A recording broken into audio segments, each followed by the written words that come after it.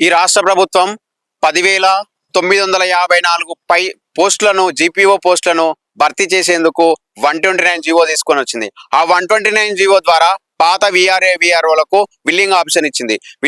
Billing option ఇచ్చిన తర్వాత 3,550 మందికి పాత విఆర్ఓలకు 100 మార్కులకు 35% కట్ ఆఫ్ తో మార్కులు పెట్టింది. మార్కులు పెట్టిన తర్వాత 3,550 మంది క్వాలిఫై అయ్యారు.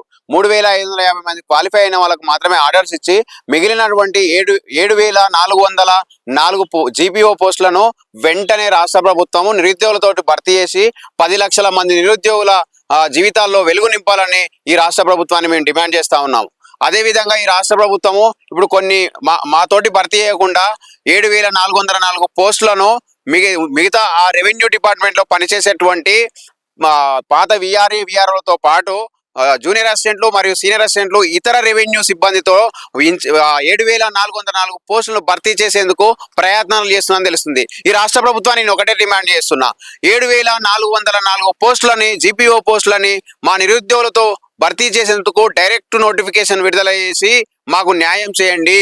లేకపోతే ఈ రాష్ట్ర ప్రభుత్వము నిరుద్యోగ సమస్యని పట్టించుకోలేదని అపశుభాలుగా తప్పదు. ఈ రాష్ట్ర ప్రభుత్వానికి నేను కోరేది ఒకటే, 7,400 జీపీఓ పోస్టులను భర్తీ చేసేందుకు తక్షణం జీపీఓ నోటిఫికేషన్ విడుదల చేయాలని మేము కోరుతున్నాము. అదే విధంగా పొంగులేటి గారు గంటకు ఒక జీపీఓ మీద అసలు ఒక స్పష్టత లేని విధానంతో గంటకు ఒక్కొక్క మీడియా ప్రకటన చేస్తున్నారు. రోజుకు ఒక విధంగా పేపర్లో వస్తుంది.